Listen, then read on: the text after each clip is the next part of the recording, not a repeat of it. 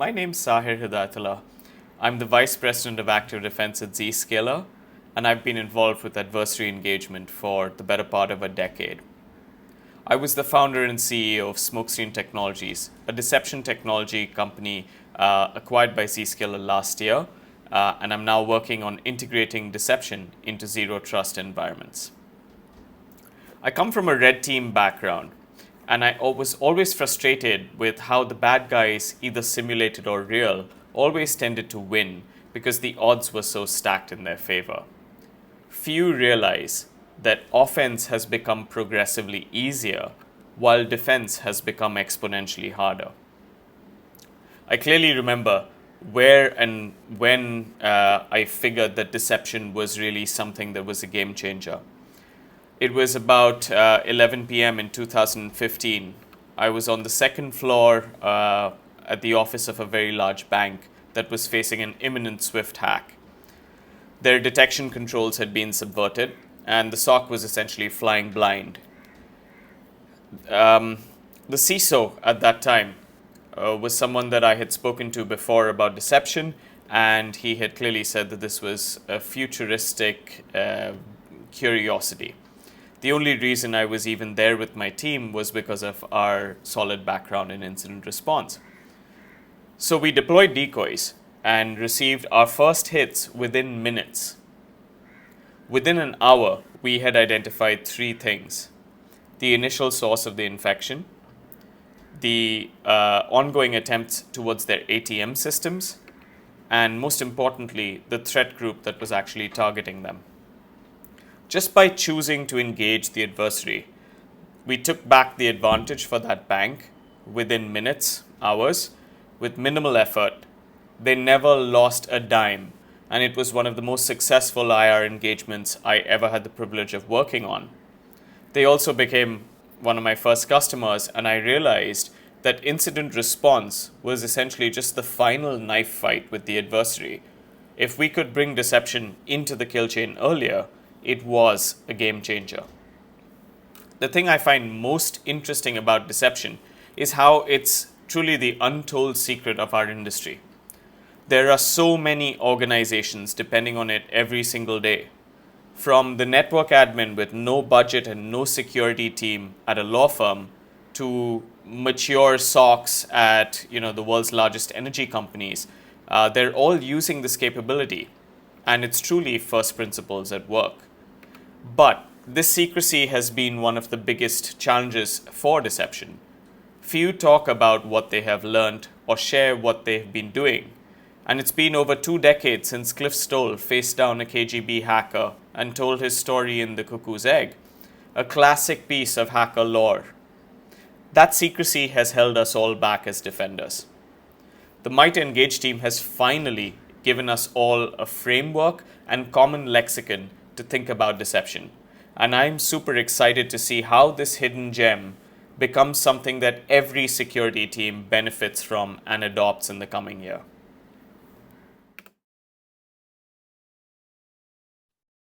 Hello, everyone. My name is Kevin Fiskus. I'm the founder of Cyber Defense Advisors and Deceptive Defense. My journey into the world of cyber deception actually began fairly recently. One of my other jobs is I work as a principal instructor for SANS. And for quite a long time, I was thinking about authoring a class, but never really got a whole lot of traction. So nothing really progressed all that far. Then one day, one of the curriculum leads for SANS at the time contacted me. They had a class that SANS had previously run, and they ended up canceling. And they wanted me to know, or they wanted to know if I would go take another look at that class and see if I could maybe breathe some new life into that, all that kind of stuff. So I was like, okay, but I haven't actually seen the content of this class. So can you send me the course materials? I'll take a look at it and see if it's something that I can work through. So they sent me the course materials, and I started looking at it, and I was really confused at the beginning. I mean, this class talked about, messing with port scans by making it look like every IP address in a range is live, by making it look like all 65,000 plus TCP and UDP ports were live and responsive. It talked about sending web crawlers and spiders into infinite loops, setting up basically fake or emulated services. And I was very mystified. I'm like, looking at the stuff going, what am I looking at? And then one day it just sort of hit me. I was like, oh my gosh, if I had to do a penetration test against this type of environment, it would be absolutely terrible. It would be so difficult to do. And it was at that point in time, I was like, oh, I'm starting to get this thing. I sort of understand what's going on. So I reached back out to SANS and said, yes, I'm on board. I absolutely want to go and do this class. And that's when all the research began. Right. I started studying. I got every book that I could get my hands on cyber deception. Unfortunately, there weren't all that many, but I got them all. I had then branched out and started researching things like military deception, magic, social engineering, even like the techniques used by con men. And the idea was to understand all of these ways of deceiving and manipulating people outside of the world of cyber, and then figure out a way to apply it to the world of cybersecurity. And so that's when I really started to kind of get a grasp on what was going on. So in the midst of all of this, as I was writing this course, I also reached out to all of the cyber deception technology vendors that I could find. And many of them were kind enough to communicate back with me. In fact, I had the opportunity on my YouTube channel. I put together a YouTube channel called Take Back the Advantage. And I had an opportunity to interview all these great people who were like founders or CTOs or, thought leaders in the world of cyber deception. And that allowed me to even kind of further develop an understanding of exactly what this whole cyber deception thing was all about, which was awesome. But more importantly, it allowed me to gain an understanding of what I believe cyber deception has the capability of being, what it can be in the future. And that is key. As I sit here today, I can honestly say that my journey into cyber deception has changed my view of the entire information security industry. Completely different. Different things are going on in my life. Obviously, my SANS class is going live in less than a month from now, which is awesome. I get the opportunity to work in an industry that's populated with some of the most creative visionaries in the field, and all of this around the concept of cyber deception. I truly believe that cyber deception has the potential to change the entire field of cybersecurity in fundamental ways. And that current deception technologies, while they are awesome and they do amazing things, are actually only scratching the surface of what is possible from a cyber deception perspective. Now, if we look at cyber deception, it provides amazing benefits. Right now, today, it does an absolutely awesome job of helping detect and then allowing for a quicker response of incidents on a network. Now, that's something that the industry is challenged with to this day if they're not using cyber deception. So this detection piece is absolutely critical. Now, in addition to that, cyber deception also allows us the opportunity to monitor the behavior, to watch what the attackers do in a way that doesn't put our production systems at risk. So it allows us to collect amazing amounts of site-specific, attack-specific threat intelligence, collect indicators of compromise, and even collect attack attribution information. And that is absolutely fantastic as well. But good detection and threat intelligence and all that kind of stuff, that is not even the superpower that cyber deception has. Cyber deception, when properly implemented, can allow defenders to influence and manipulate the behavior of attackers in real time. We can make attackers do what we want them to do.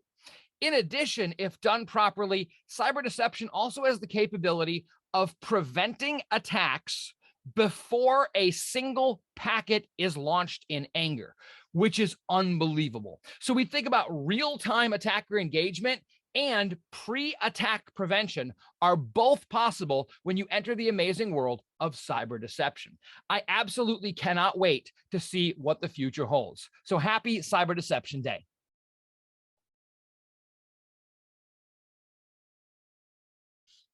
Hi, I'm Gabby Raymond, and I'm the Capability Area Lead for Cyber Deception and Adversary Engagement at MITRE. My first introduction to cyber deception was through research and development of pocket litter.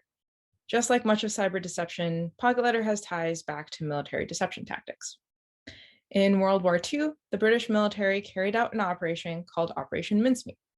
The goal of the British intelligence agency was to conceal the Allied invasion of Sicily by intentionally placing a document containing military disinformation on a body that was left to wash ashore. They needed to put together a cohesive story around their military deception, hence the need for pocket litter. It's like actually physical things that they put into a corpse's pockets. So they pulled together a collection of items that would flesh out the identity of the corpse.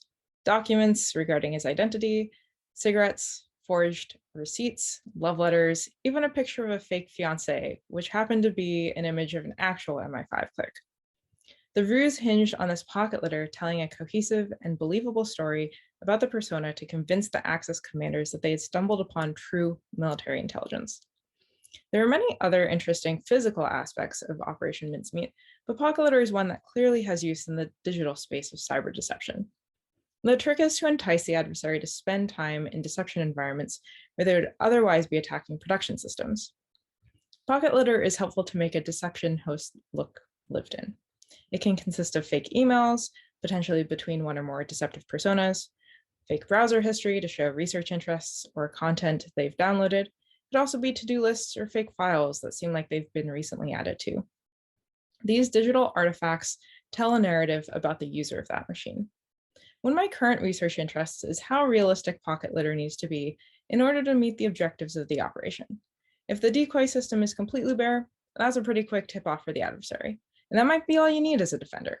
However, if you want to convince the adversary to spend more time in the deception environment, and therefore more time for you to observe their actions, you'll want to have some sort of pocket litter to pique their interest.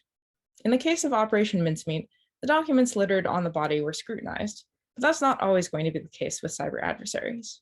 There's a trade-off between how realistic the pocket litter looks and how expensive it is for the defender to create. It is often cost prohibitive to have a human sitting behind the keyboard or to flesh out complex deception narratives. I'm interested in that cost trade-off. What's the right amount of time for a defender to spend fleshing out their narrative, and how much cost that impose on the adversary's operations? Thank you for listening.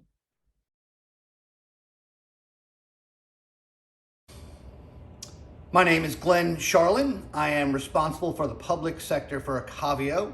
I am a Naval Academy graduate and commissioned into the Marine Corps. The first question we were asked to answer is, where did your interaction with deception start? Of course, classic military training was part of my early studies in the Pacific, in the war in Europe, World War II. In the Marine Corps, we used it quite often during infantry tactics, whether it be vehicular or foot-based efforts. It was oftentimes used to stall the aggressor, stall your opponent because they're not quite sure what they're seeing. And that time difference can be what it is the difference between success and failure on the battlefield. In the cyber domain, midway through my career, on my third tour, I went to the Naval Postgraduate School. At the time, Lance Spitzner was just writing the Know Your Enemy articles, very interesting to me. Hacking was relatively ununderstood at the time. So the idea was, how can we learn more about the attacker and therefore build better defenses? We built such a capability at the Reconfigurable Intrusion Detection and Deception Laboratory Research Facility at the Naval Postgraduate School. We were able to capture attackers, capture their tool, capture every keystroke, and then see what they did with the resource while controlling what they're doing without them knowing. So how could we get them to stay as long as possible time on our system so we could learn a lot? And our goal was, could we figure out the motive of an attacker? If we understand the motive, we can predict how that attacker and others might act. We were very successful at that. Next question was, what advice would I give to someone starting in deception? I think it's really important to have a metric to measure, and security is very difficult, but with deception, it's normally going to be about time. We've used OODA loops for a long time. Win Schwartau wrote a great skinny book called Time-Based Security that I think is really effective to sort of understand some of the valves you can turn while you're trying to protect your assets. But nowadays, it's about mean time to detect and mean time to recover from an attack. Most of us in a zero trust environment have to accept that there are bad guys inside the wire, enterprise wire. So how are you going to detect that bad person inside using maybe good credentials, but in the wrong way for the wrong motive? How will you detect? Deception has a great answer for finding those detections that are hard. Detection is just the beginning of the tip of the spear, tip of the iceberg around deception, but very effective start. And there's a lot more you can learn for those organizations that have the need and the capability. Where do I think deception is going? I think deception in cyber is going to integrate into every single battle plan, whether it be commercial or government, like it has in this sea battle space and the air, land, and land battle space. The military, government, DoD has sea, air, land, space, and cyber as the battle spaces where we have to go to war. Deception is going to become an integrated and essential part of all cyber battle space efforts. It's because it's becoming manageable and effective, and that is what we need. We've seen evidence, SolarWinds and others, where classic defenses were not working. The walls of the fort are penetrable by attackers nowadays, so therefore we have to have some more defenses. Finally, where does deception disappoint? I think deception disappoints when you have to work too hard and distract yourself from other core defensive capabilities, that it's too difficult to implement and not effective enough while implemented. A deception that's too static, that requires you to physically touch all these systems and keep them up to date and keep it dynamic, to keep it look like the environment that it's sitting in, is too much work. Autonomy through a deception solution is really important going forward, so you can implement it in a realistic way, and then you can sustain it over time and get the value, get the intelligence, get the detections, and aid in the response. That is where I think deception cannot be a distraction, but be a highly effective in lowering that mean time to detection and response. Thank you for your time.